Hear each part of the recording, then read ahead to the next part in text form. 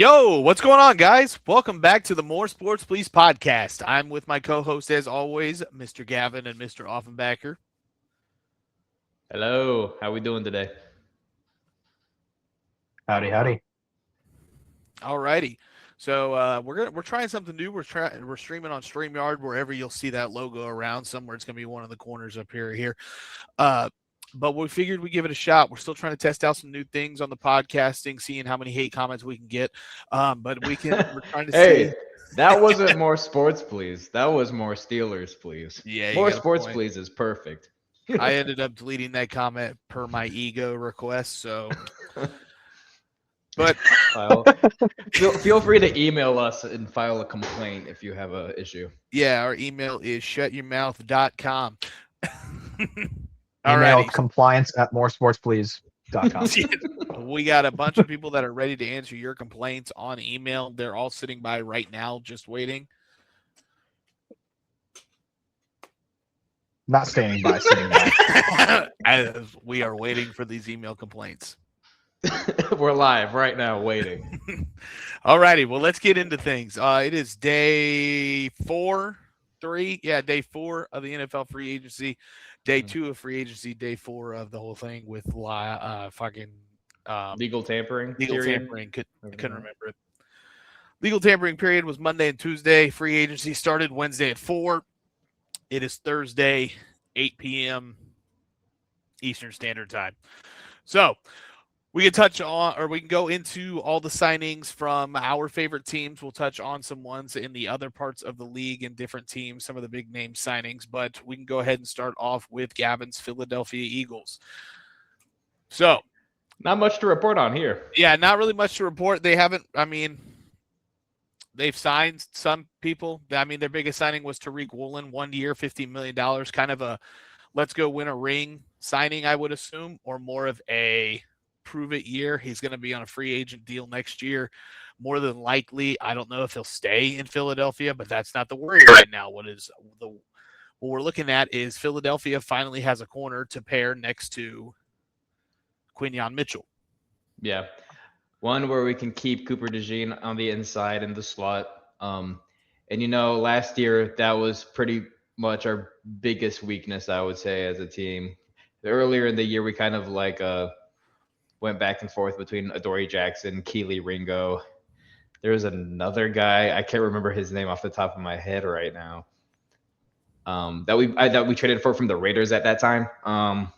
But Adoree Jackson ended up winning that job, and honestly, he performed fine down the stretch. Obviously, not as well as Quinyon Mitchell was performing, but Tariq Woolen, a lot of Eagles fans are excited about it. Though I remember Seahawks fans being not too high on him last season, so I didn't really know what to expect with that signing. But hey, I'm all for adding another. He's better than what we have right now, so I'll definitely take it. Yeah, I would agree with that. I'm just looking at the corners right now on your roster, trying to figure out who it is. Ja'Cory Bennett. Ja'Cory Bennett, that was the guy we traded. We got it from the Raiders in a trade. Yeah. Other free agency news. Offenbacher, do you have anything to add about the Tariq Woolen signing? I believe it's Tariq Woolen, isn't it? Yeah, Reek is short for Tariq. But isn't that his legal name now? According to NFL.com, it's Tariq. Oh, okay. I see it on Google T-A-R-I. and it's Reek, so I don't know. Okay. Yeah, Reek Woolen. Yeah. Yeah, I was just going to say, I don't have too much to add on to it. This, like I said, I've been a little bit out of sync the last couple of days on the free agency. I've only caught some of the headlines. But it's good to at least hear that the Eagles are kind of getting in the front line because for a little bit there, it seemed like folks were mostly departing. Like you guys were losing some guys, but not really bringing anyone in. So it's good to see them bringing some folks in and trying to beef the roster back up. Off the top of my head, that's like the only big name we brought in, right? Like we brought in the tight end from the Jags. I don't even remember his name. You got it pulled up right now, Herbert? Yeah, Johnny Mundit. Mm-hmm. I think that's how you pronounce it. Yeah. Yeah, but yeah, to add to that, yeah, you're right. I mean, you got Jonathan Jones, another corner who agreed to a 1-year deal. Mm. So just a depth piece. Yeah, I another don't even depth know if he'll piece. make the roster. Out of Washington is where he was last year. But aside from Tariq Woolen, re-signed Jordan Davis. I would argue that's probably bigger than signing Tariq Woolen, but it was a 3-year, $78 million deal. Very well-deserved extension there. He played finally up to his potential last year, I would say. He was good, but he wasn't like first round, his body type good for the first few years of his career. But last year, he was a dominant force. I would argue he played better than Jalen Carter did last year. Jalen Carter had kind of a down year. Yeah, I would agree with that. He wasn't spitting on people either, so that does help. Okay, one game on national TV. And out of all the first 2 minutes of the National Football League season. Yeah, this out of all our favorite teams, there's a 2/3. There's two out of the 3 of us players spit on other players. Hey, in Jalen Carter's defense, Dak did spit first on the floor. Yeah, on the floor towards him. So it's like that's like a sign of aggression, It's just self-defense at that point. And I'm pretty sure Jamar Chase to this day is still saying he didn't spit on Jalen Ramsey. Oh, he 100% did. Yeah, it's on video. I'm not gonna act like he did. He kept, even when it got posted, he was like, "Nah, that ain't me. That's AI. That's AI." We'll go ahead and hop over, unless there's anything you want to add to your Eagles about. Oh, yeah. Can you go over the losses real quick? Yes. They had a few. You're right. I completely forgot. Pretty bad. So, under the Relinquish tab on the sportstrack.com, I'll say their names super fast and their deals, and then we'll touch on whoever you want to. Jalen Phillips, 4 years, $120 million to Carolina. Nakobe Dean, 3 years, $36 million to Vegas. Reed Blankenship, 3 years, $24.75 million to the Texans. Matt Pryor, no deal on here yet. Matt Pryor to the Cardinals. Azeez Ojulari, no deal on here yet to the Falcons. Josh Uche, no deal on here to the Dolphins. Brett Toth, no deal on here to the Niners. And Sam Howell, no deal on here to the Cowboys. Philly Eagles legend Sam Howell. How about that? But yeah, a lot of poaching of the defense really. The saddest one I was to see leave was Nakobe Dean. He played out of his mind last year, and up to the Super Bowl before he got injured the year before he got replaced with Oren Burks. But Howie had the foresight to know, Nakobe Dean is coming up on a contract year. Probably not going to want to spend the money to pay someone of his caliber, especially since he played so well last year. And so we've already seen Jahad Campbell, what he can do, because Nakobe Dean was already hurt for the first few weeks of this past season. So I'm excited to see Jahad Campbell get some more reps. I mean, he's going to be starting. I'm positive about that. He's going to be starting. But him and Zach Bond really do have like the same skill set, kind of that like off-ball coverage linebacker that can kind of go stride for stride with a lot of guys. Nakobe Dean, that was probably the weaker part of his game up until last year. He really came into his own last year, but I'm a little worried about run defense now. Zach Bond had a little bit of a lower year last year on run defense, and Jahad Campbell, I would say it was better last year because he was also came off the edge a lot in Alabama. So he's got that experience, But sucks to see Nakobe go, but it's the nature of the game. And Jalen Phillips is one that I was surprised he got that big of a contract. I believe it was $80 million guaranteed. Yep, $80 million guaranteed. Wow.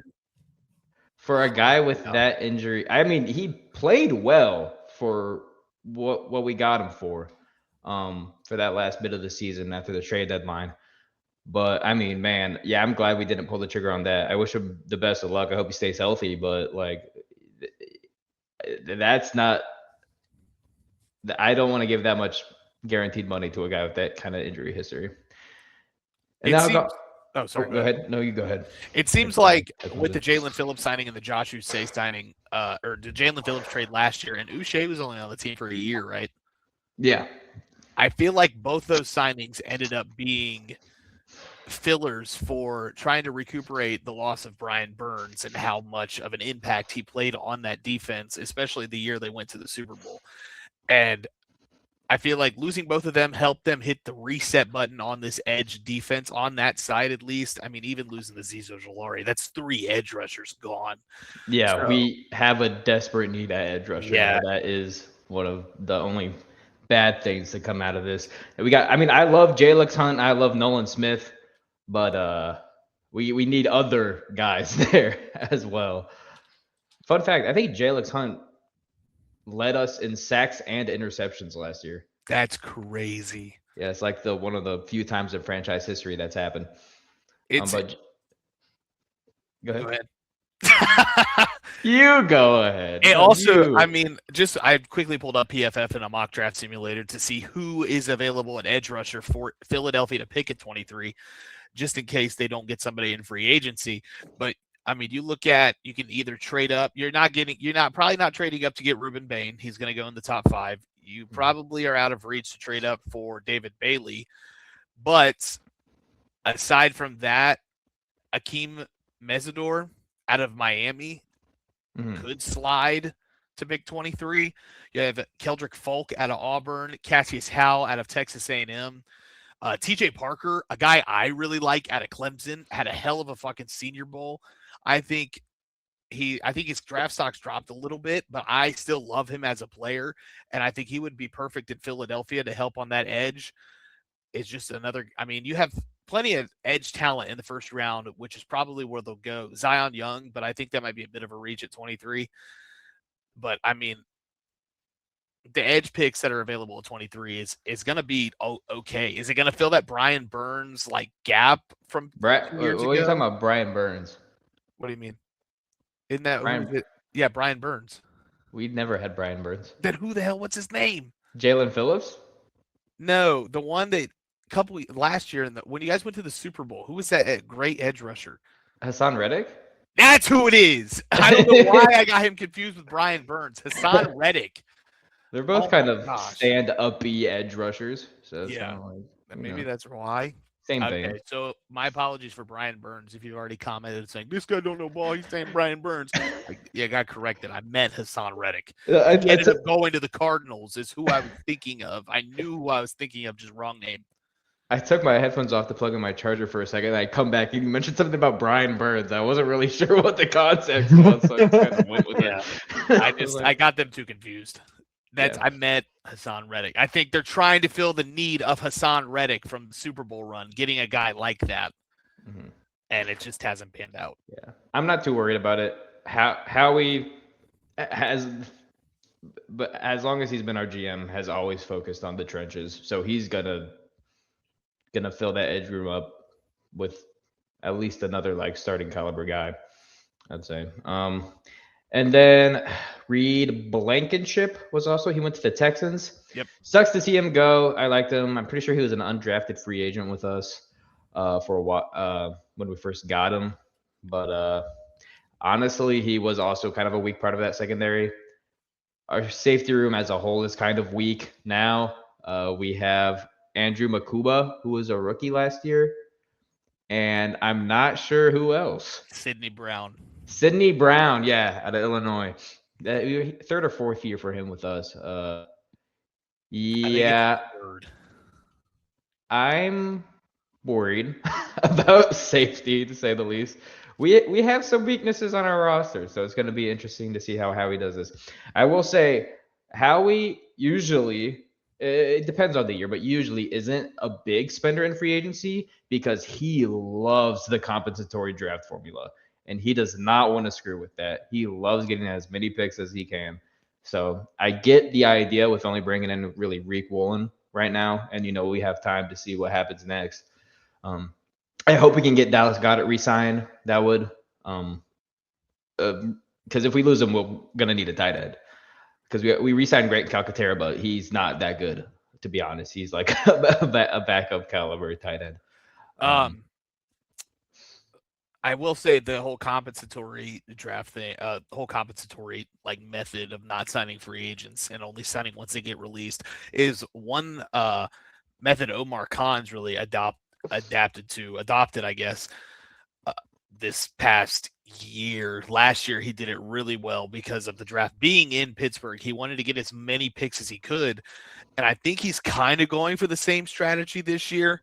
We'll touch more on who the Pittsburgh has signed later in the podcast, but I think aside from, I mean, there's maybe a few people, 2 people I know for sure that were free agents and not just waived or cut early. And I know one of them, I don't think it's going to count. And Jamel Dean, I don't think he goes against the compensatory method because his contract was cut short. Yeah, I leave that to the GMs. I'm not really sure the compensatory, like ins and outs, what counts, what doesn't. The one that I really know of is if you lose a player and they sign a massive deal, I think the bigger the deal, the higher the pick. And if a player gets cut or released prior to free agency or after, if their contract isn't up, if they get cut prior to their contract being up, that doesn't count towards not getting compensatory picks. Mm-hmm. Yeah. I do want to touch on 2 things on the Eagles with 2 players that I think I agree with you. I think the 2 biggest ones that you touched on, the Kobe Dean and Reed Blankenship, are going to be the ones that hurt them the most. Mm-hmm. I like Jihad Campbell, but like you said, you have 2 off-ball linebackers. You don't really have anybody that's going to be there to help stop the run defense on linebackers. You have your front 4, but great front 4 for amazing. By the way. Amazing front 4, but yeah. There's no linebackers to really kind of like specialize that area of their position to really A, rush the passer, and B, stop the run. Mm-hmm. And then Reed Blankenship, I think, granted, he's not the best safety, but he was probably the best safety you had. Yes. So it's like our safety room wasn't that great. Making a room that is already weak even weaker. Mm-hmm. Makuba's gonna have to step up, but we saw flashes last year with him. So. And I'm a fan of Sidney Brown. I like both of the Browns, Sidney and Chase, coming out of college in Illinois. My fandom of them has both died down very fast. I was a fan of them in the draft process, not so much in the league. Sidney Brown hasn't really panned out to what he's supposed to be. Nah, and he's a hard hitter. Yeah, he is a very hard hitter, but he's not. He's liable in coverage. Yeah, he's a liability in coverage for sure. And then Chase Brown for a different reason. I think he's doing great. I just don't like that he's doing great in Cincinnati. Hey, you got to give him something, man. But Offenbacker, is there anything you want to add to this Eagles free agency class of what they've gotten and what they've lost? No, I don't have too much to add on what you guys have kind of said there. I mean, it kind of feels like it is sort of playing into Howie's wheelhouse. I mean, obviously he's always good at wheeling and dealing, so I suspect that they'll probably make some really good picks in the draft, and there's going to be some that they'll, when it's going on, will probably be like, what the hell was that? And then afterwards, it makes sense. I'm ready for it. Just seems like how he their completely MO. away with this moment. Yeah, something like that is going to happen. It's going to be like, how is he pulling this off? He's earned that trust. So yeah. And with another thing about the Dallas Goedert situation, I just wanted to add that I didn't know this at first because I figured he would be getting, dealed pretty soon once free agency started, but he actually doesn't. His contract isn't void until tomorrow, and they did that specifically to try to get an extension done on both sides. So he is not a free agent technically till tomorrow. I don't know what time, but so we'll see by tomorrow probably if he's gonna be staying in Philly or not. And just a quick touch on the compensated departure for the players that have left so far in free agency. Right now, on track, Philadelphia is scheduled to get another 3rd-round pick for the Jalen Phillips signing and a 6th-round pick for losing Jahan Dotson. Oh, yeah, I forgot Jahan Dotson also left. Yeah, that's not on here for some reason. I don't know why it's not on Over the Cap, or sorry, not Over the Cap, Sports Track. It's also, I guess, NFL.com doesn't show what they've lost, just what they've gotten. Mm-hmm. So we'll go ahead and move on to the Cincinnati Bengals. We'll we'll talk about who they got and what they've lost. Let me get that pulled up. Offenbacker, is there any signings that you've really kept up on or seen so far, aside from Trey? Yeah, so there's been a couple of good extensions as well as some really solid, I think, free agent pickups. Pretty much the summary of what we've done so far is the biggest splash move they've made was the first move. I love it bias wise and in terms of the play on the field. They got Brian Cook from the Chiefs, obviously former Bearcat from Cincinnati. So it's good to see him back home there. I didn't know that. He was on the playoff team, so exciting stuff. But should be a really good pickup for the Bengals. I think they got a really team-friendly deal too. Yeah, 3-year, $40 million. Ooh, Not many nice. guaranteed dollars either. Only 14 mil is guaranteed. So that one's a really exciting pickup. I'm hoping that, him with Jordan Battle, if nothing else, it's not going to, obviously the defense was absolutely horrendous last year. They started to kind of lock it down a little bit as the season went on. But the one stat, I know I've brought it up multiple times, but the one stat that keeps popping in my head, and it seems to summarize the Bengals perfectly, is they gave up the record most yards allowed against tight ends last year in NFL history with a game to go. Wow. If they can just at least not let tight ends just run free down the middle of the field, that would be fantastic. But I think Brian Cook is a beast. I'm excited for him to be back in Cincinnati. They've also grabbed Jonathan Allen. I think that move happened today, if I remember correctly. Yeah, I think I did see that notification. I think that's a solid pickup. They need to beef up the defensive line. Obviously, Jonathan Allen is on the wrong side of 30 at this point, but 2-year pickup. I don't think it's a bad move. He is old. Brings some veteran leadership, and I think I've seen like interviews they had with him where they were talking. I think he's going to kind of have the right attitude for this defense, if nothing else, to kind of give veteran leadership for these guys. And they also picked up Boye Mafe from the Seahawks. I don't know a ton about Boye Mafe. I've heard people say that he should be a solid defensive rotation piece. The one concern I have is that basically means our edge rush right now kind of looks like Boye Mafe and Shamar Stewart, and both of those guys are kind of, decent. From my understanding of Boye Mafe, at least, I haven't really watched tape on him or anything like that. But I mean, neither of them have high sack numbers. I've seen some folks talk about him comparing it to the numbers he had going into this contract, similar to what Trey Hendrickson did before he got to Cincinnati.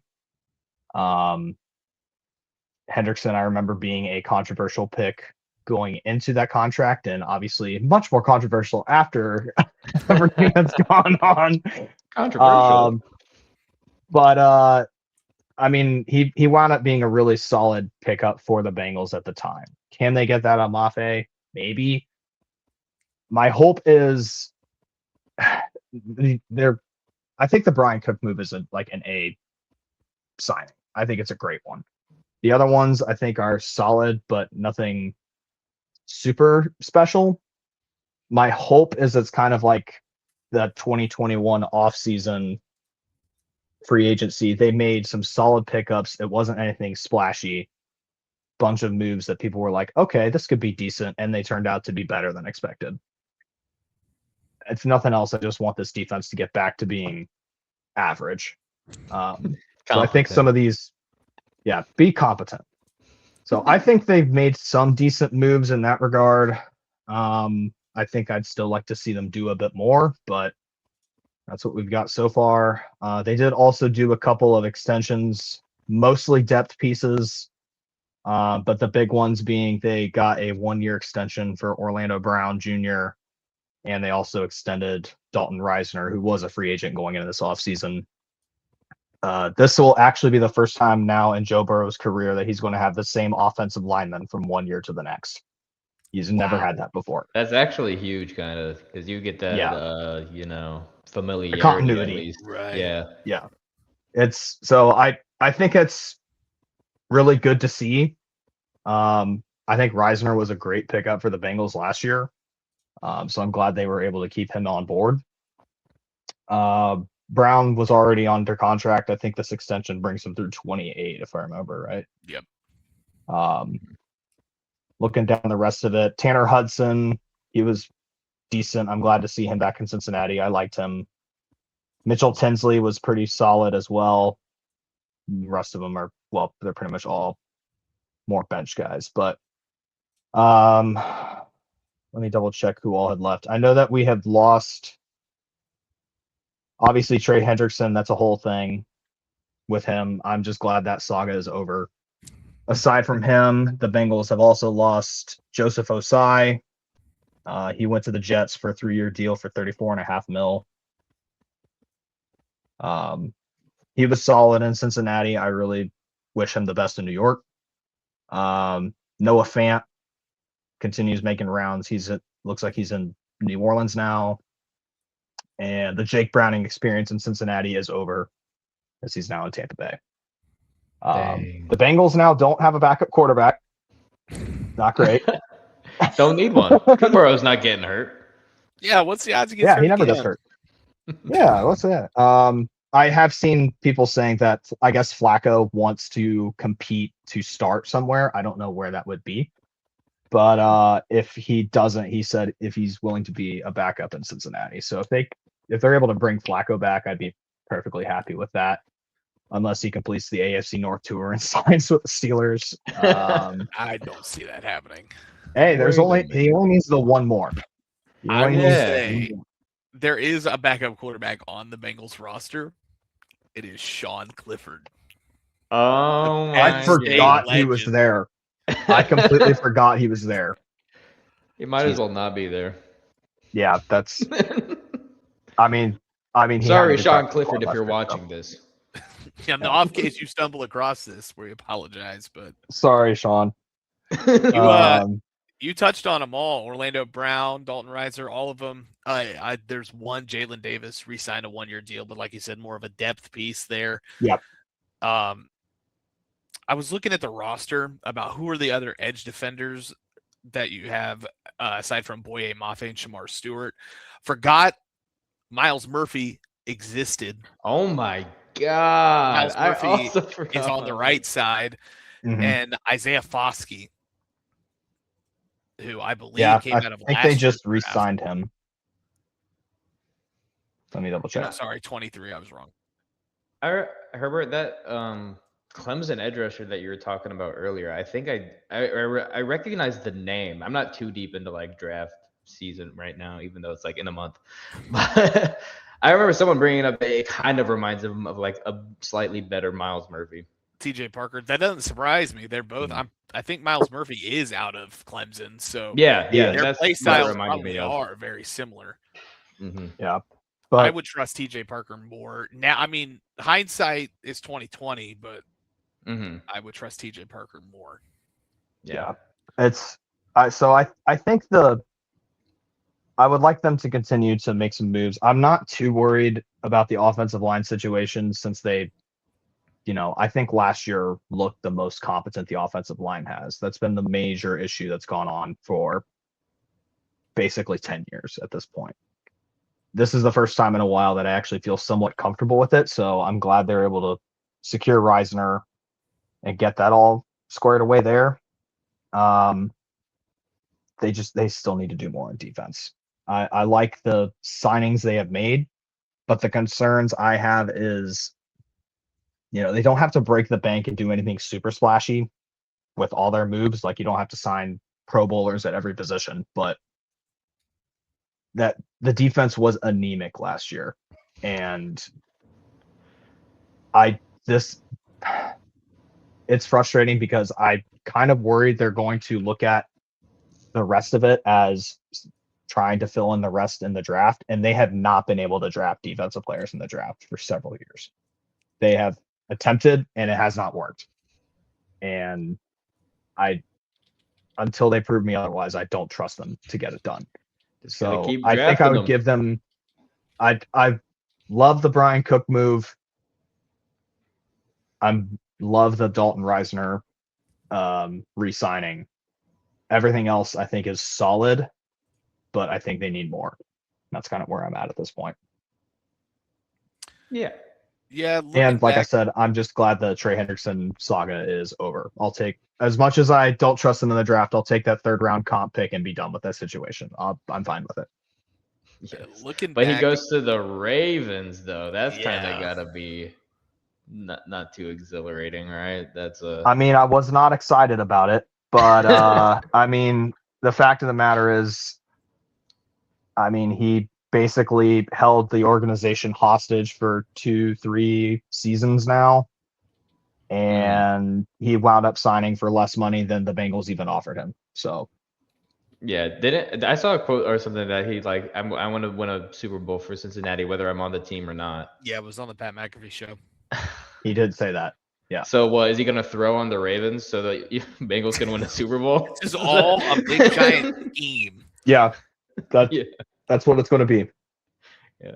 Currently, Cincinnati, looking at the projected compensatory picks on over the cap, currently Cincinnati is not scheduled. Oh, I'm sorry. It's a very top. I'm blind. I was looking for orange and they're in black. Yes, they're right now supposed to get a third round pick for Trey Hendrickson. Nice. Yeah. That makes sense. Wow, Pittsburgh has moved down. We were supposed to get a 6 for Kenny Gainwell and a 6th for Philadelphia Wait, no. legend Kenny Gainwell.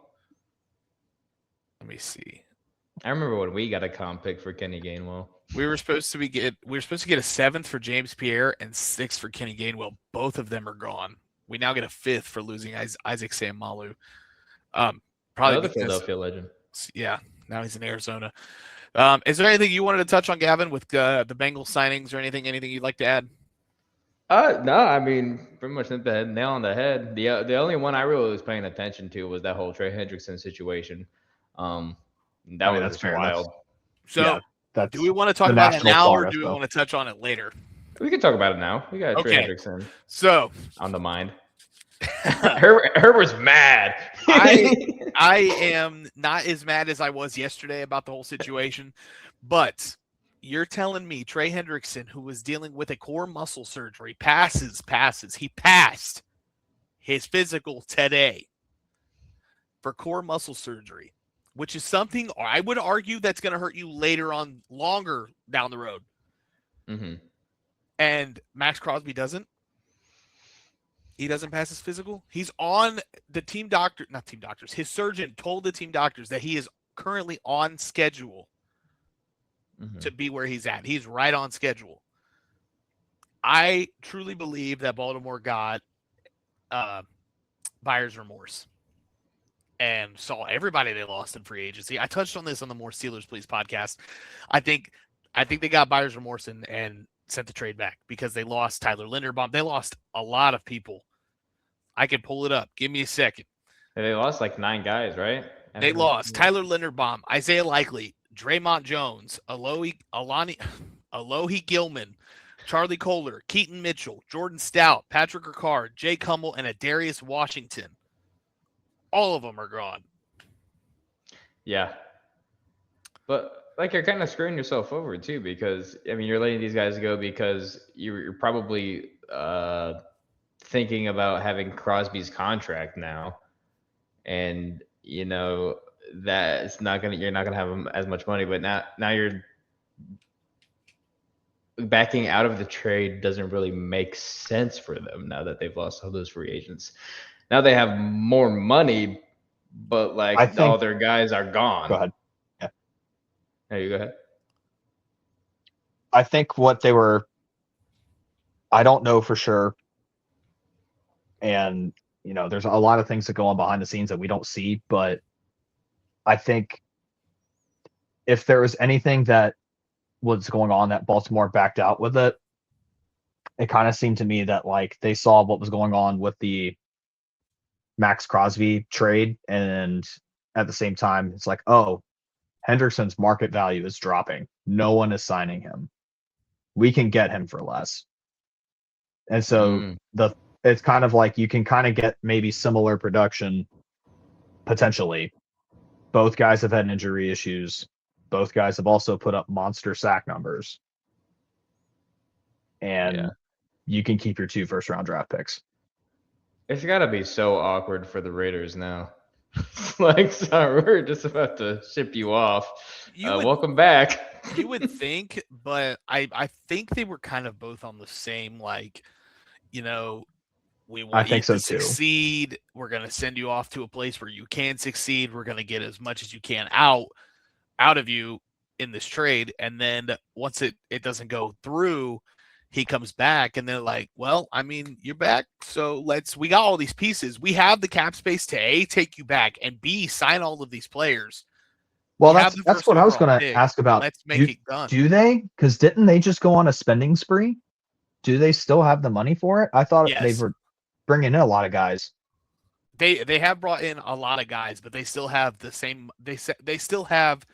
I wouldn't say the same amount, but they still have enough money to bring in all these guys and take Max Crosby's contract back on the books. Okay. Yeah, I'd say you probably still want that rookie contract for whoever you're getting with those first-round picks over, having Max Crosby back on your team. Yeah, I know they're not obviously in win now mode. I don't think Fernando Mendoza is going to be the quarterback that puts them in win now mode. They shouldn't be in win now mode. If they, for some reason, become a high caliber team just from Mendoza and become playing with house money, there's not much to lose when you get Max Crosby back. They're probably going to end up shipping him off next year. I don't think you're able to ship him off this year. No, because you've already played your cards. Compensation you get is not nearly going to be as much as you were going to get from Baltimore. You're not getting a first at all from anybody, I don't think, unless the team is that desperate for him. Yeah, because people it's like, what did the Ravens see in that physical if they saw anything? That's a concern. And 2, we already know what your asking price was and that you were willing to give them up. So they're not gonna get anywhere close to what they were getting from the Ravens if they were to trade him. So that I don't think they're going to trade him now. And that's one thing about the team doctors is what a failed physical on one team doesn't necessarily mean it's going to be failed on another. Mm-hmm. So like you said, I don't think he's going to get dealt this year. He's going to stay probably with Vegas throughout the end of the year and then maybe get dealt unless his contract. I don't know what his contract looks like. He was going to restructure his contract to a new one in Baltimore. But and the one thing that really gets me is Eric DeCosta said that they were on the phone with Trey Hendrickson while Max Crosby was in the building trying to get those two to be edge rushers together. But if you're restructuring Max Crosby's contract, from what I saw, it's going to make it a little difficult to give Trey Hendrickson what he wanted and what you gave him, and also have Max Crosby's new amount. Because what I saw is we're going to make Max Crosby the highest paid edge rusher and also try to bring in Trey Hendrickson. You're not going to make that work. No. But I could also wanting both. I mean, who wouldn't want both those guys on their team? No, you're right. And I think DeCosta was just yapping. I think he's trying to cover his ass. I think he's trying to stay face. So if we saw something, even though we knew he was hurt. He was in a walking boot last week, and now he's fine, but now he's walking, without one. Mm-hmm. We saw everything. We knew. We spoke to the team about his injury, but man, possible arthritis in the next 5 years. We don't want him. Right now, he is under contract through 2029, which would be his age 32 season. Yeah. Mm-hmm. 30 mil cap hit this year, 29, 26.5, 27.4. That's not a little amount of money. No. Especially with Hendrickson on the other side of the defensive line. Yesterday, if you'd asked me how it was, I would have told you it was a win-win for both sides. Baltimore keeps their picks. They get Trey Hendrickson. Vegas gets Crosby back. They keep all the people they've signed in free agency, but they lost a first-round pick this year and next year. If you ask me now, it's a lose-lose on both sides. Yeah, I was gonna say it feels like a lose-lose in this Baltimore situation. loses any trust from any GM going forward to do any deals up until the new league year starts. Yeah, no more tampering period. Yeah, the tampering period. I don't know what's going to happen for it next year, but this is going to throw. I don't know. It could throw a wrench in it, but any trade that goes through has to go through physical. I was going to say I don't think anything's going to change like with the process until a new CBA. Like, and it's good that they're staying face on this whole like, oh, it was the physical's fault. He didn't pass the physical versus. We found a small thing, but we actually want to keep our picks, and we knew we had that cushion before the league year started to back out. Mm-hmm. And with the Raiders, taking his money back, I get he's a great player, but his production hasn't been the highest over the past maybe 2 seasons. I'd argue that Baltimore got the better player in now to win, long term. Long term, But yeah. if they were looking to win now, Max Crosby was probably the guy. Which I think you are kind of looking to win now, right? Because you just Right. got Jesse Minter, right? You boost up this defense as much as you can and win a Super Bowl while Lamar Jackson is still in his prime. Yeah, it's. Let's say, he's entering his 9th season at this point. I think so. He also restructured 2018. his contract, which gave Baltimore, I think, another $40 million to work with. They signed some guys: Josh Simpson, Jalen Hawkins, Chidobe Awuzie is back, Durham Smith is back, or Durham Smith out of Chicago, and some center from Atlanta. I'm not even trying to pronounce his name, but all these happened after Trey Hendrickson was on the books and Crosby was out the door. Before that, Baltimore wasn't making any moves. Yeah, they lost a lot of guys. So now that we've kind of gone through that Trey Hendrickson talk, we got to get that off my chest. We're going to jump back over and talk about Pittsburgh's free agency and how they're going and their signings. So we'll talk on the trade. Oh, now Sports Track is updated. So Pittsburgh went out before they signed anybody. They re-signed 2 guys. They brought back Asante Samuel Jr. on a 1-year and Cole Holcomb, I believe, on a 2-year. It doesn't. I don't. Whoops. Hold on. Wrong website. Which is 2 depth pieces, which is great. So yeah, Cole Holcomb on a 2-year deal for $5 million. That's so 2.5 a year, and then Asante Samuel Jr. back on a 1-year deal for $4 million. And then they went out and traded for Michael Pittman Jr. with the Colts. They sent a 2026 6-rounder over, 2026 6-rounder over, and in exchange you got Michael Pittman Jr. and a 2026 7th-rounder. They also went out and signed Rico Dowdle for a 2-year, $12 million deal. They reconstructed and added 2 years to Cam Hayward, so he'll be under contract through 2027. Jamel Dean on a 3-year deal for $36 million. A couple nights ago, they signed Darnell Savage. Deal's not out yet. It's a 1-year deal for some. And then today they went out and signed Jaquan Brisker, 1-year, $5.5 million. The Penn State alum from Pittsburgh stays in Pittsburgh now, coming after 4 years in Chicago. So I'll go ahead and touch on the obvious, the Michael Pittman deal. Finally, since having Antonio Brown and Juju Smith-Schuster, we have a wide receiver too. This is like, it's amazing. I mean, don't get me wrong. Their not body types, but their playing style is very similar. DK is just a lot faster. But you add a sure hands guy like Michael Pittman Jr. on the roster, I think this is an amazing deal and got him for dirt cheap. He was the guy in Indianapolis up until 2 years ago? Maybe a year ago. Last year, Alec Pierce really popped off, but how much of that was due to the quarterback play? Daniel Jones loved that connection with Alec Pierce, but Daniel Jones went down and Pittman's numbers dropped. Pittman's numbers have dropped all season, but they kind of fell off a cliff when Daniel Jones got hurt and Phillip Rivers and Riley Leonard came in. But I love this deal. I love finally having a guy at wide receiver 2 and let's be honest, Aaron Rodgers is going to come back. So he's adds another weapon for Aaron Rodgers to throw to. I love Pittman out of the draft process coming out of USC. Pittsburgh, the writing was on the wall. But I have seen that. I have not heard that yet. it wasn't in the cards for us in the draft. So eventually getting him and finally getting him where he needs to be is perfect. I love this deal so much. We have 2 wide receivers that can actually do things. I would say catch the ball, but DK struggled with some easy catches last year. But 2 wide receivers, a wide receiver 1 and a wide receiver 2 finally versus a wide receiver 1 and 6 wide receiver 3s. Yeah. I mean, who is your wide receiver 3 now? Didn't you just lose Calvin Austin? Calvin Austin went to the Giants. So we're in the bucket, but a lower level. Which, honestly, I think this position is going to be easier to fill. Yeah. You can fill it in the draft. You definitely want to fill your wide receiver 3 rather than your wide receiver 2. Absolutely. Yeah. Be in that position.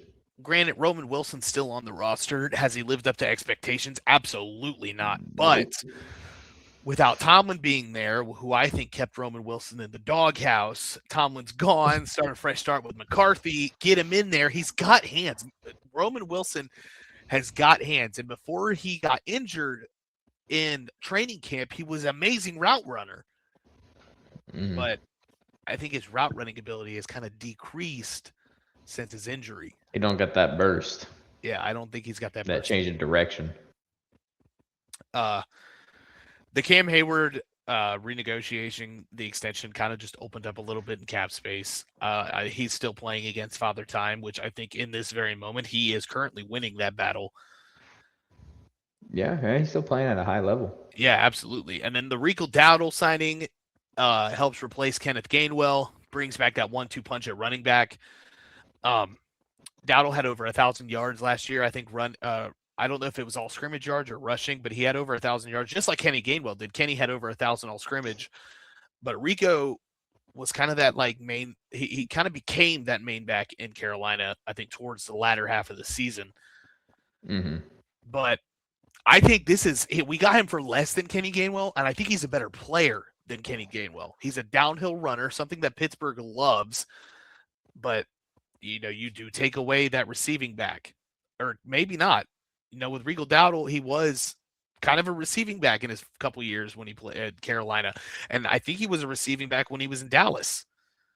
Yeah, he can catch the ball for sure. Yeah, so my mistake. You replace in every aspect of the way what Kenny did with Rico, and I think Rico's a better back. I would give him the starting job over Jaylen Warren. They're not going to, but I think you give him more touches than Jaylen Warren. Yeah, I think Rico Dowdle does better the more you give him the ball. I agree. Shocking math. The more touches you get, the better your stats look. And then the 2 secondary signings with Jamel Dean and Jaquan Brisker. Jamel Dean was ranked PFF's top 3 corners of last year. The only people above him was, ironically, James Pierre, who we lost to Minnesota on a cheap deal, and I don't know who number 1 is. I thought it was Joey Porter. PFF had him ranked 26, which blows my mind. PFF it's not an end all be all. Yeah, their grading system's not flawless. I expect Jamel Dean's grade to drop significantly now that he's in Pittsburgh, because PFF is a Cincinnati-based company. Oh, okay. So there's a conspiracy going on. Jamel Dean had an amazing year last year in Tampa Bay. He's been amazing in Tampa Bay. I think this is an amazing signing, a perfect pairing on the outside corners now with Joey Porter Jr., which they've been looking for years. They couldn't get it out of Jalen Ramsey last year. They couldn't get it out of they got it out of James Pierre for a little bit, but they couldn't get it out of James Pierre earlier in his career. I think they couldn't get it out of Darius Slay, who was there. Oh, Slay just should have never left the Eagles. Yeah. He wanted to be an Eagle so bad for life. So I think this is Detroit. I think this is finally somebody to add on the outside with Joey Porter Jr. to make a lockdown corner group, which allows Jalen Ramsey to slide in and play that slot corner more, which I think is more of his home. Yeah. And the last big signing I'll add was that Jaquan Brisker, which just happened a couple hours ago for 1 year, 5.5 mil. I think this is kind of like a reset year for him. Didn't like his options that he had maybe and wanted to come back home for a year and test it out. If he plays amazing, bring him back. He played amazing in Chicago. Bring him back to Pittsburgh. Keep him in Pittsburgh. Let's lock him down. Jaquan Brisker and Deshaun Elliott at safety. Oh my gosh, if our defensive coordinator is just competent, more competent than Terrell Austin was last year, this defense can truly be something astonishing. Astounding and astonishing. Yeah. It's just so epic. It could be astonishing, man. This defense could be amazing. Yeah, I would have liked Brisker. That would have been nice on the Eagles. We were just talking about their safety issues. I saw you text that. I'm like, oh dang! I remember his name was like all over Eagles Twitter of like someone we wanted to go get. But it's also pairing two Penn State alums with Joey Porter Jr. and Jaquan Brisker back together. Both of them were in Penn State at the same time. Well, Penn State's a Philadelphia school. Anyways, who Pittsburgh has lost in free agency? If the tab will load. Okay, so obviously we've lost Kenneth Gainwell. We talked about that. We talked about James Pierre. We talked about Calvin Austin. We also lost Isaac Seumalo, 3 years, 31 mil to Arizona to the retirement home. Something about Pittsburgh players after they played Pittsburgh go to Arizona. It's a pipeline. It's the same with Eagles. Isaac Seumalo was an Eagles player, and Hassan Reddick was an Eagles player. Yeah, that is true. And Connor Hayward to Vegas, which I was very surprised on. Connor Hayward signs a 2-year, $5.5 million deal. And from what I read, Pittsburgh wanted him back, but he avoids playing with his brother and goes to Vegas to play under Clint Kubiak, who promised him a fullback role. Oh, Maybe that's what he wanted. Maybe he didn't want to play tight end. Maybe he wanted to play fullback. Maybe that was I know that was his passion in college. He played fullback at Michigan State, but also could play that tight end position. And he was more prominently a tight end in Pittsburgh. He wanted to play with a fresh new quarterback and not an old decrepit man. Listen, technically, he wanted to play fullback and have the Mendoza experience. Listen, I'm just saying we kind of do have a fresh new quarterback. Will he play? Maybe not. And Will Howard. Oh, Eagles legend Will Howard. Eagles legend Will Howard? Yeah. Will Howard was drafted as Pittsburgh Steeler. I'm kidding. It was I know who you're talking about. Kyle McCord. I get the Ohio State quarterbacks mixed up in my head. I know where you were going with it, but Kyle McCord. I personally Syracuse legend. I mean, what do you have to lose? Hand the keys over to Will Howard now after free agency? Probably not. With all the talent you've signed, get Rodgers back in the room and try to make a run. But before free agency, what do you have to lose? Hand the keys over to the Will Howard, who's on a second year, who just learned everything from Aaron Rodgers, and see what he can do. Man, I think Malik Willis would have been a perfect signing for the Steelers. See, I do too. I wanted Malik Willis, and if it wasn't Malik Willis, I wanted Kyler Murray. Both are gone. Yep. So the writing's on the walls, unless Aaron Rodgers shocks us all and retires, which I don't think is going to happen, especially with Mike McCarthy coming in and McCarthy hiring all his guys from Green Bay and Dallas and getting all his guys that he worked with Aaron Rodgers with. I don't expect Rodgers to retire. I expect him to come back and play a year. Hopefully better than 10-7. Hopefully better than a first round exit, man. We'll see. More of the same in Pittsburgh. Yeah. Next year's draft class with quarterbacks is going to be absolutely loaded. So, yeah. But you need a tank. You just need to go 4-13. That's the problem. With all the additions we got, you're not tanking with a guy like Jaquan Brisker. You're not tanking with a guy like Jamel Dean. You're not tanking with a guy like Rico Dowdy. You're tanking with a guy like Darnell Savage. You just got Mike McCarthy there to make sure he goes somewhere between 7-10 and 10-7. Yes. Don't want that. I'm tired of it, man. I'm tired of this. You're in 10-7. purgatory. You're in purgatory Oh, forever. I Nightmare, know. nightmare. That was the entire late 2010s experience for me until they decided to go 2-14. So, See, that's the problem, though. They had Marvin Lewis, who kept them in purgatory. They got rid of him, brought in Zach Taylor, who took him to a Super Bowl. The Steelers, yeah, and have now Mike he's going to have a Tomlin. lifetime contract because he went to a Super Bowl. The Steelers have Mike Tomlin, who Never keeps going them in away. purgatory. Got rid of Mike Tomlin just to bring in another motherfucker that's going to keep us in purgatory. It's more of the same. It's actually just Mike Tomlin in the Mike McCarthy suit. He's I just coming hope- back. McCarthy being from Pittsburgh, I hope he has the heart to do more than 10-7.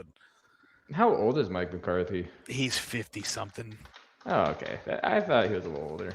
He might be 60. He's I don't know. 62. 62, He's not yeah. that old. So he's got a 5-year Oh, contract. he is? Oh, which means shit. This motherfucker is going to be 67 when his contract expires. Mike McCarthy has a 5-year deal with Pittsburgh, and when his contract expires, he will be 67. I don't really put much thought into coach contracts. They never seem to mean anything. That is true. Yeah, they're not In the really NFL real. especially. Yeah, Not in you're the just NFL, there, yeah. and if you do bad, you're fired. Sorry. The only don't care how long time you're it's in. real is if you're like John Gruden signing a $100 million contract with the Raiders. Or it's also real if you're like, you retired like Sean Payton did, and you have to get traded to go to. Oh, yeah, the That's how true. Mike Tomlin is. If he wants to go to another team, they got to trade us for him. Wait, so he's still under? Didn't you guys fire him? No, he retired. He stepped down. We didn't Oh terminate him. yeah, that's right. So he's still under contract for the rest of his life. If he never comes back and coaches, he's under contract until he retires. He's still under contract then if he comes back. So you have a backup coach. If Mike McCarthy gets hurt. All right. We gotta bring in Coach Tom. I mean, one's an offensive-minded coach, one's a defensive-minded coach. The problem is they're both early 2010-minded coaches. Hey, that can work, man. You look at Vic Fangio right now. In what world does that work nowadays? You just gotta upgrade your game, man. You can't stick in your ways. You gotta upgrade with the time. You got to upgrade with your way. That's why we're re-signing the statue to play quarterback. This motherfucker he rewrote the game as a rookie. He was one of the first mobile quarterbacks. Now that we have more mobile quarterbacks, he looks like a statue. Just get faster. And then what? Let's play devil's advocate here. Let's say Rodgers retires. Who do you bring in? You've already lost out on the sweepstakes of all the quarterbacks. You gonna bring in Kirk Joe Cousins? Flacco. Oh, I tell you exactly who you bring in. Who do you bring Ty Simpson, Alabama, pick 21. in? No. If Ty Simpson's name comes across the fucking board at 21, I like him as a quarterback. I don't like him at the value of 21. No, yeah, you have to trade up if you want to. I would love Ty Simpson's name to come across the ticker at round 2 or round 3. I would love Garrett Nussmeier's name in round 3 or round 4. I would love Luke Altmaier's name in round 4 or round 5. Drew Aller's name on round 4. Somebody in the later rounds. Now you're just making names up. Yeah. I don't. Yeah, that's gonna happen. This table to not draft Ty Simpson at 21. You just manifested it, Herbert. The Steelers are gonna draft all of those guys on day 3.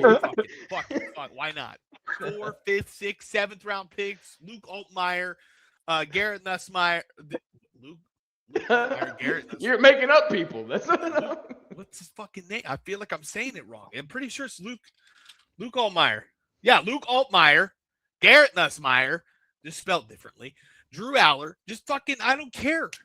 In the later rounds, by all means.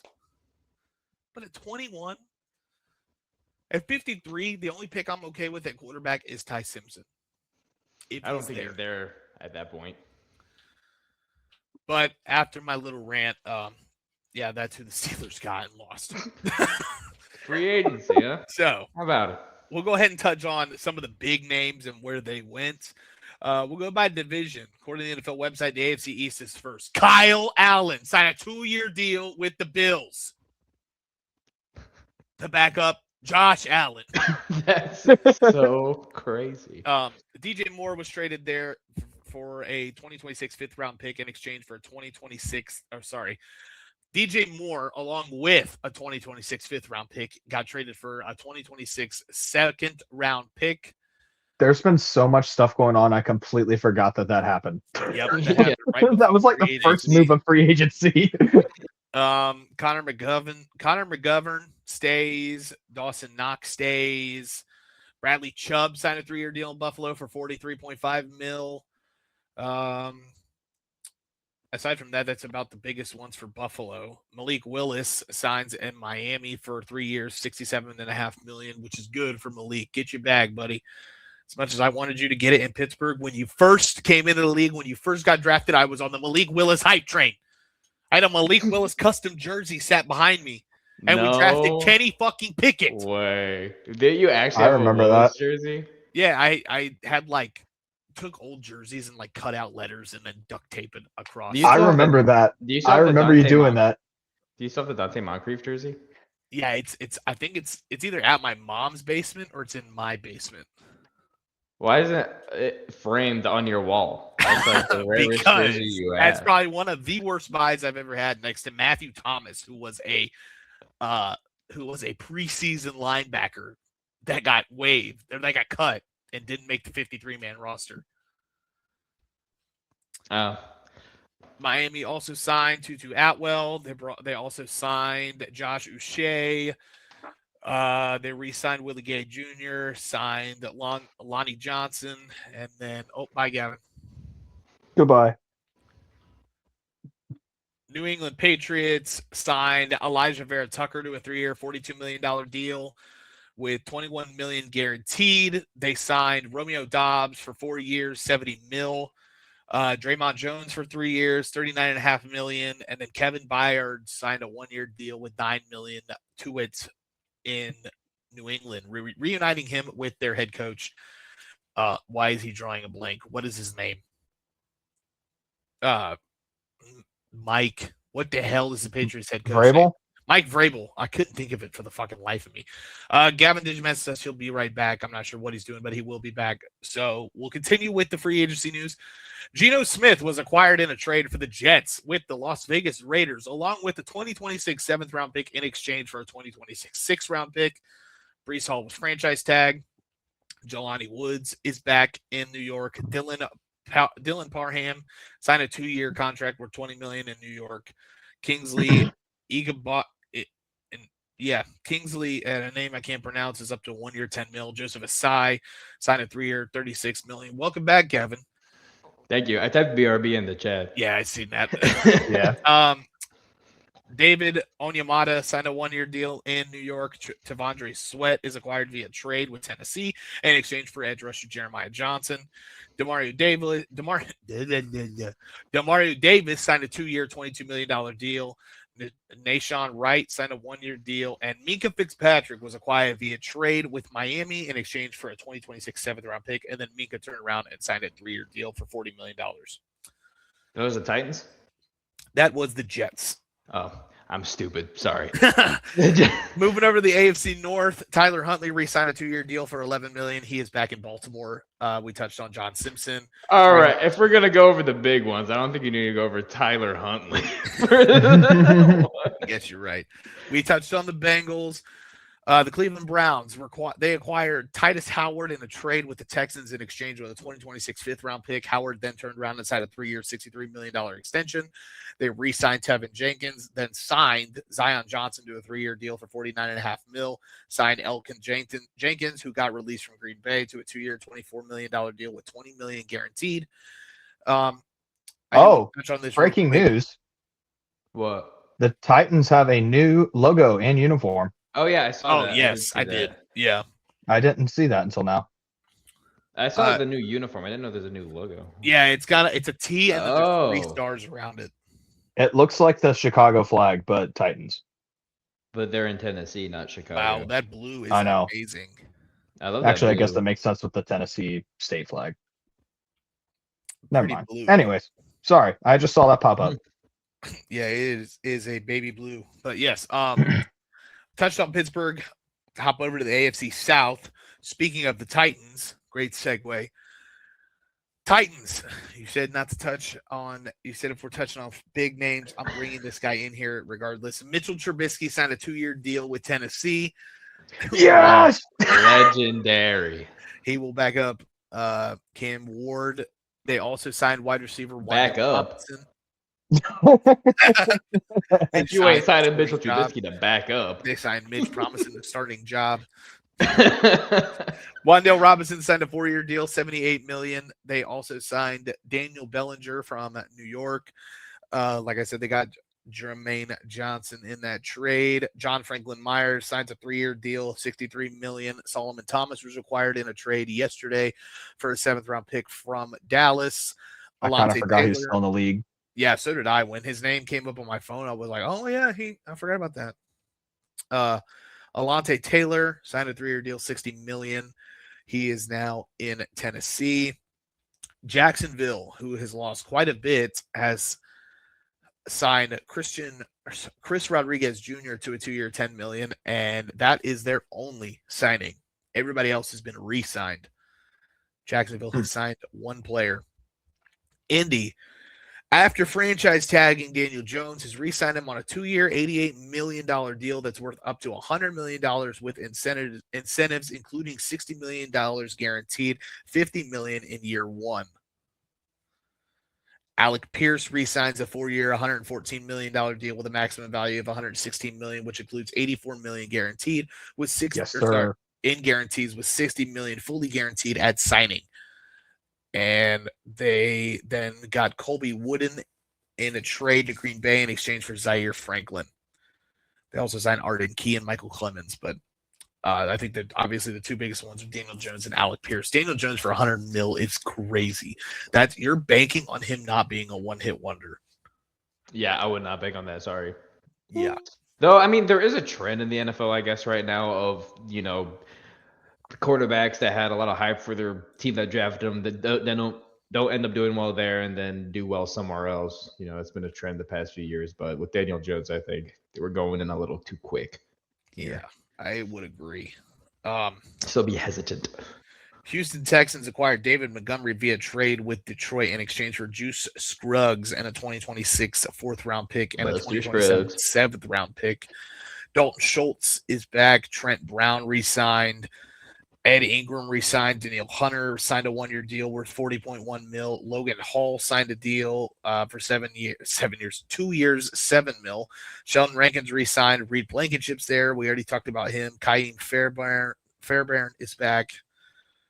Going on to the AFC West, Denver Broncos have not signed a single person. Really? They have re-signed. That's an interesting way to follow up your breakout season. They've re-signed. That was fine. They've re-signed quite a bit, but they have not gone out and signed anybody. Kansas City has signed Kenneth Walker to a 3-year deal for $45 million. Tyquan Thornton re-signed. Travis Kelce re-signed, adding another year to his contract. Travis Kelce coming back. Do you know they say Taylor Swift was a big part of that decision? Taylor Swift is making Travis Kelce play football. I was going to say, I think I heard that they're signing a prenup, and so he's got to make his money. Damn. Bro, did you hear Donna Kelsey's getting her Florida home remodeled? Getting her stairs. I've heard about that a bunch, yeah.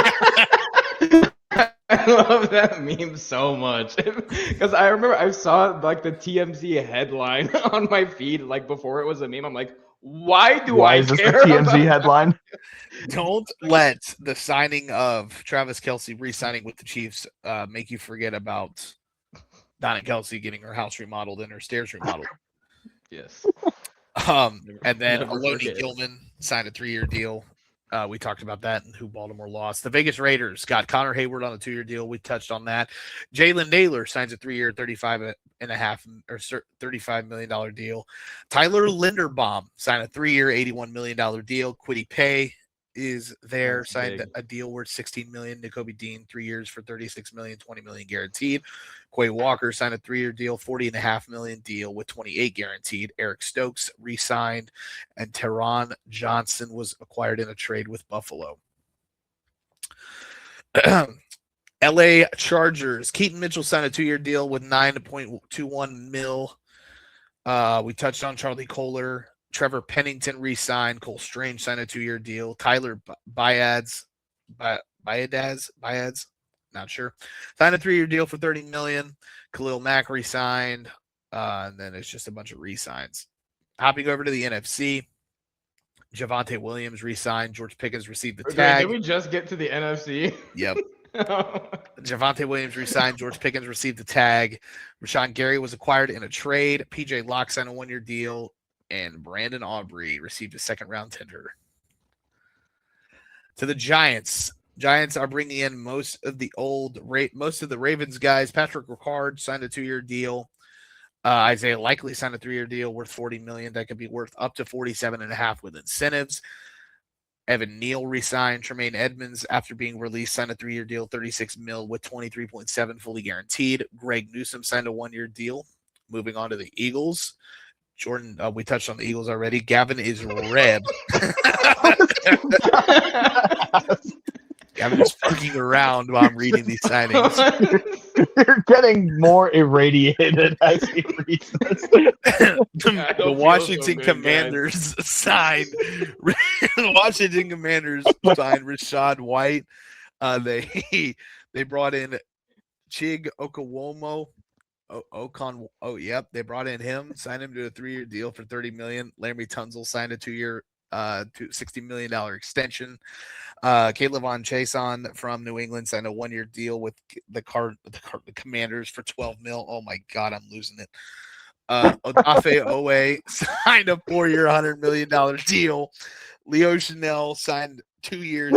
Signing a 3-year. Gavin, I can't do this. Leo Chanel signed a 3-year, $24.75 million. Nick Cross is in Kansas City now as well. Washington. For any of the audio folks, Gavin just put himself in front of a brick background after turning nuclear. The Chicago Bears got Garrett Bradbury via trade with New England. Khalif Raymond signed a 1-year deal. Devin Bush signed a 3-year deal for $30 million. Kobe Bryant signed a 3-year, $40 million deal. Detroit got Isaiah Pacheco for a 1-year deal. Re-signed Rocky Sin. They signed Teddy Bridgewater. Traded away David Montgomery. The Packers signed Javon Hargrave, who was just recently released from Minnesota, to a $23 million deal. And Minnesota, the big one, they signed Kyler Murray to a 1-year deal. They signed James Pierre. The Atlanta Falcons got Tua Tagovailoa, Jahan Dotson, Austin Hooper. They received this Kyle Pitts received the franchise tag. They got Azeez Ojulari. Carolina signed Kenny Pickett, John Mechie III, Jalen Phillips, Devin Lloyd, Isaiah Simmons re-signed. New Orleans got Travis Etienne, Noah Fant, Dylan Radis re-signed. Tampa Bay got Jake Browning, Kenneth Gainwell, Cade Otton re-signed. Alex Azalone signed with them. Miles Killebrew. The Cardinals got Gardner Minshew, Tyler Algier, Kendrick Bourne, Isaac Seumalo, and a couple other guys. The Rams got Trent McDuffie via trade, re-signed Cam Curl, got Jalen Watson, and the Niners signed Mike Evans. They also brought back Dre Greenlaw, who spent a year in Denver. And the Seattle Seahawks, to round it out, signed Rodney Thomas and re-signed Josh Jones, and Rashid Shaheed. So those were the big ones. Literally the entire NFL's free agency. Those were the big ones, plus some ones I wanted to name off. Every player ever. That is NFL free agency after March 12th. Gavin has now moved into a house that has a piano behind it. We're running on the podcast on the first hour with 14 minutes, which is one of our longer podcasts. But I think we're done with NFL. If we want to touch, Gavin, you're talking, but nothing is coming out of your mouth. Sorry, am I muted? Hello? No, you're good. You're good now. Well, ahead. I believe that's all that we wanted to touch on with the NFL with free agent wise. I mean, the big one so far from today is Kyler Murray with Minnesota going up and competing with J.J. McCarthy. What a freaking How much dead cap now also did the Dolphins have after releasing Tua? Good amount. Yeah, let's see. I think it was like 99 million. Over the cap. So Miami, with their cap salary, currently sit at they have $6 million cap space, but dead cap for the upcoming season. Tua Tagovailoa, they will have currently cut pre-June. Was he he was designated as a post-June cut, or was he designated as? Oh, it doesn't matter. Cutting him and cutting Bradley Chubb, they fucked themselves, and they are now $77 million in dead cap. Ooh. Jesus. Not a good. And that's just situation this year, for him. right? Yeah. God. 2027, Tua will have 43 mil. Oh, I'm sorry. I think it's down here. Oh, no. That's just wow. They have dead cap money right now for Tyreek Hill, Jalen Ramsey, Minka Fitzpatrick. Wow. They have dead cap for a lot of people. But next year, it's just Tua and Bradley, and they have 56 million in dead cap for next year and nothing in 28. Oh my Jeez. God. How are they gonna like? I mean, I guess the Saints went through like worse things. I was going to and say they the made it NFL through. cap isn't real if you know how to work with it. Yeah, That's, right now again, that they have 90 mil in cap hit or dead money with Tyreek Hill, Jalen Ramsey, Minka Fitzpatrick, Teron Armstead, James Daniels, Zach Wilson, Alec Ingold, Jonnu Smith, Nick Westbrook, Ikine, Matt Judon, Jason Sanders, Cam Smith, and Mohamed Kamara. Brings them to 89 million in dead cap. Jesus. Oh my God. Also, yeah, Go that's ahead. I was just going to say before we move off the NFL, did want to give a shout out. I know I always like to shout out Bearcats. 4 guys from the playoff team getting paid big this year as Donna Kelsey takes over the board. What the fuck? Having What's a up great with our time here. podcast going off the rails after the first hour? Sorry, I got a little carried away. Sauce Gardner, Alec Pierce, Brian Cook, and Kobe Bryant all combining to be signed for over $300 million between them. Look at Hell that. yeah. Way to get paid. I was kind of surprised the Seahawks didn't keep Kobe Bryant, though. But at least he got the bag. Seahawks lost a lot, especially on the defensive side of the ball. Yeah. Yeah, All right. I'm kind of shocked for how much they've done being a Super Bowl winner and losing everything they did. But yes, we'll go on. That's Go what ahead. happens. Do Get we want to? poached. What do we want to move into first? I would like to take a moment to talk about the Miami University men's basketball team. Do tell. We went 31-0 in the regular season. Let's go. Yeah. Today, in a heartbreaker, we lost to UMASS, got bounced in the first round of the MAC championship tournament, which sucked to see. You know, we've been playing a lot. We played, I think it was 8 games got decided within 3 or less, and that was like a record amongst all undefeated teams ever in the men's basketball. So yeah, we play a lot of close games, and we just couldn't take this one out. Some bad plays, bad penalties taken here. Sucks to see. I hope that this is not the last we see of the Miami's men's basketball team.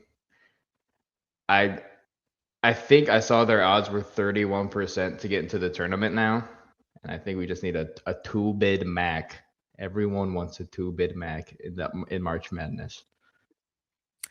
Yeah, I wouldn't say they would have been a lock had they won the MAC tournament and came out MAC champions, but I think it definitely would have helped their case. They would have Well, been. I mean, they would be a lock. That's yeah, they would be a lock. I didn't know. I didn't realize that MAC had a lock going in. I guess If you win your conference tournament, no matter what, you Wright Yeah. State is going to be in the this, tournament. so yeah, coming Yeah. from looking at it from a college football perspective, where even if you do win the MAC, you're not a lock. I didn't really think about it basketball wise, but yeah, I guess Yeah. you're that. The Wright State's back in it again. They were in it a couple years ago, but I don't really touch college basketball. I know Michigan's doing outstanding right now. Yep. Yeah. They're like either they were below, they were like either the third ranked team in the country at one point. They were first. Yeah.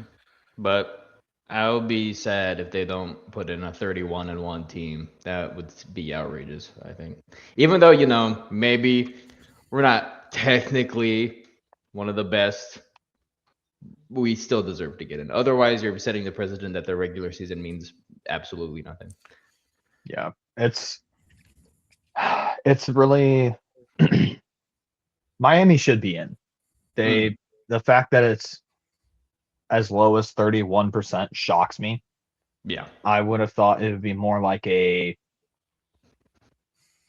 60-40 that they should be in. Just get those odds updated. I mean, the fact of the matter is, I'd get it maybe if they were like a 3 or 4 loss MAC regular season champion that didn't win the tournament. Like, I know that sometimes teams have a few losses and the bid gets stolen. Mm-hmm. I know they didn't really play anyone, but like we were kind of talking about off, or like you said off air, they didn't have a chance to. They were declined by big schools multiple times. Yep. And at a certain point, winning has to matter. Like if you're splitting hairs on some of it, I'd get it. But the fact of the matter is the bubble is shit this year. Looking at it as a Bearcats fan who somehow found the Bearcats getting back into the tournament conversation, it's like, dude, we lost 14 games. We should not be talked about in this. They went crazy for a month, but they had a terrible like December and January. So Miami did not lose to Eastern Michigan. They did not lose to Eastern Michigan. Yes, that's a point over us. And we beat UMass twice. Just couldn't do it the third time. The fact of the matter is just they shouldn't be penalized for that. If they do, it's a bunch of bullshit. Prior to losing, they were ranked. They were ranked the 20th team in the country. We were 19th before that, and we won, and then we're ranked 20th. Been there. I get that. I remember when we made the playoff that season, we were number 2 in the country, and they said, that's too high. Put them at 7th. That's or something like that. I don't remember the exact rank, but the first CFP ranking they had is way down. So that's kind of the concern I have. I feel like this committee for basketball, like they kind of make some weird choices. Like the North Carolina, I don't remember who they got picked over last year, but that was a similar situation where people were like they shouldn't have gotten in over whoever it was. I can't remember. It's gonna be Miami versus Auburn. It's the big one. Auburn shouldn't be anywhere near the tournament either. Yes, but some people are arguing they should be. I know, but it's that discussion of who should make it, a team that's lost a game or a team that's lost 15 games but has a lot of money. Yeah, it's true. SEC bias knows no bounds. But that's what I was going to say with the football stuff. Like, I know it was during the 4-team playoff era, but the Florida State team that went undefeated getting left out for Bama always jumps in my mind because of conference bias. So I'm hopeful that they don't do that. Miami should be in. They were on a neutral floor. I don't know if they're the best team in Ohio necessarily. I think maybe that might be Ohio State, but no. Make Miami and Auburn play the first 4. There you go. I'm fine with it if Miami's in the first 4. They should just at least be in the field of 68. I think that Miami is a lock for the first 4. That's fine. I think they're as long as they're in for the last 4. How about that? Well, that would be the. When I mean first 4, I mean first 4 out. Oh, okay. I think they're a lock for the first 4 games. One of the play-in teams. That's fine. That's as long as we get in. I mean, it's going to be malarkey if we don't. Because, I mean, you got to picture there's 8. I mean, what? There's 4 games, 8 teams. I think they're guaranteed to a lock to be at least one of those 8. If you want people to watch the first 4, put up Auburn and Miami against each other. They're like the 2 teams that are getting the most discourse around this time. Yeah. Fuck it. I do want to touch on basketball professionally. Bam Adebayo dropped 83 points on the Wizards. Yes, he did. Whoa! Yeah, which is crazy to think about somebody doing that in today's era, beating Kobe's record of 80, but not touching Wilt Chamberlain's 100. Yeah. Alleged 100 point game. But good for Bam. Granted, I think 40 of those points were from free throws. He did go to the line, 41 times. He was 36 for 43 at the free throw line. Oh, 43. 36 points of those were from free throws. Did you see the stupid shenanigans by both teams down the stretch with fouling? Yeah, they were like fouling each other. Miami started fouling Washington and Washington was fouling Miami to make sure Bam didn't go. Then Miami was fouling Washington to get the ball back, and they were just heaving shit down the court trying to get it to Bam, and they were really trying to force feed Bam towards the end of that stretch. I mean, you see that record and reach. Might as well go all out for it. I don't blame them. That is true. Stat pad all you want. I don't. Yeah. Yeah. It's flip the bats. It's crazy. To flip the bat. Fuck it, man. If you don't want me to be up 10-0, then stop me before I get there. I'm gonna flip the fucking bat. Destroy them. Exactly. What's the difference between a 20-0 win or a 10-0 win in professional? There's nothing different. They're not based it. Yeah, there's never going to be a day where they come down to tiebreakers to see who scored more home runs. But speaking of baseball, that baseball tournament that's going on right now, that the U.S. set up, and then the U.S. almost didn't make it out of group play. Yeah, they got saved yesterday by Italy stomping the absolute shit out of Mexico.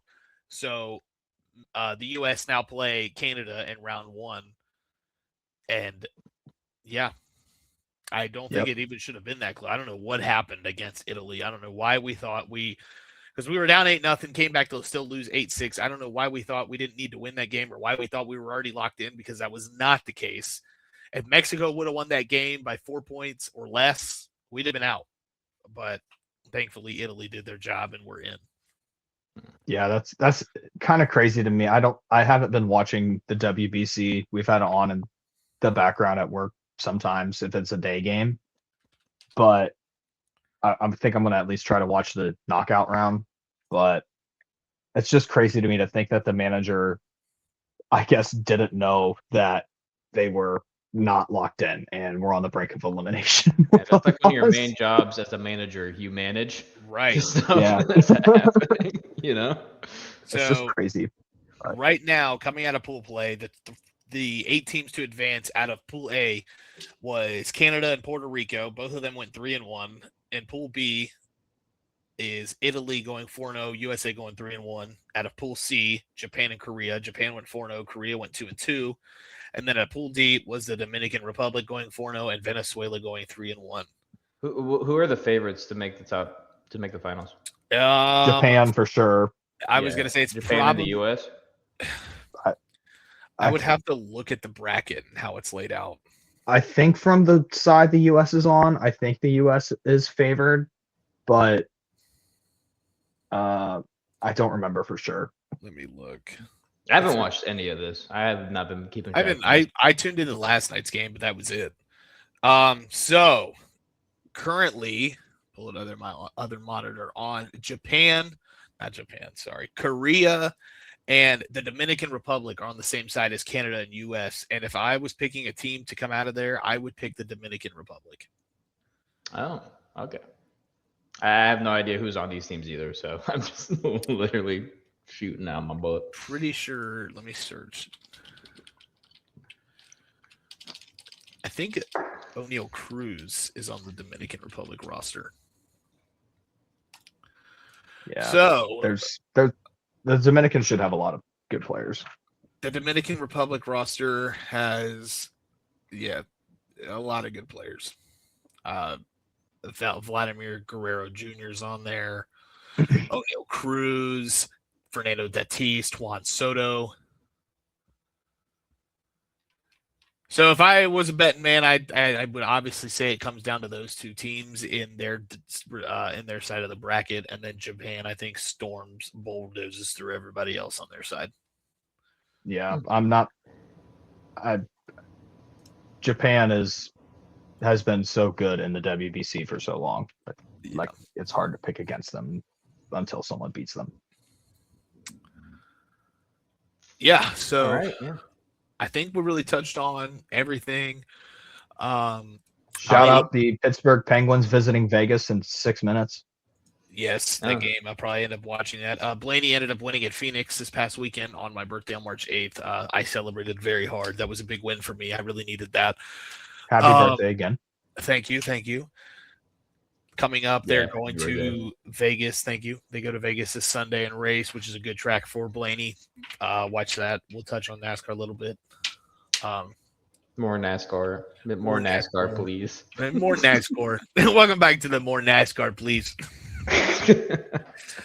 But yeah, that probably wraps it up with this episode. It's one of our longer ones. It is an hour and 30 minutes. The NFL free agency took up a big bulk of that. Yeah.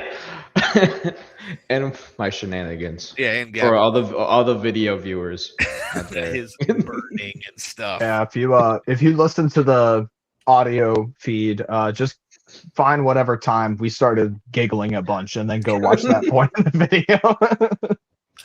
I wasn't even messing with anything. That was just really happening in my office. It was kind of crazy. He started burning and then a brick wall appeared. But yeah, we are less than, I believe, 50 days from the NFL draft happening in Pittsburgh. I think we plan on having another live stream. Of course. That's like the one thing. That is, except now we've got some more episodes. Like we said, we're trying to, if not a weekly thing, a bi-weekly thing. We're trying to keep them coming out with news and everything. More than once a year, you know. More than once a year. We're going in the right direction. We have more than one episode a year, and I stopped stuttering.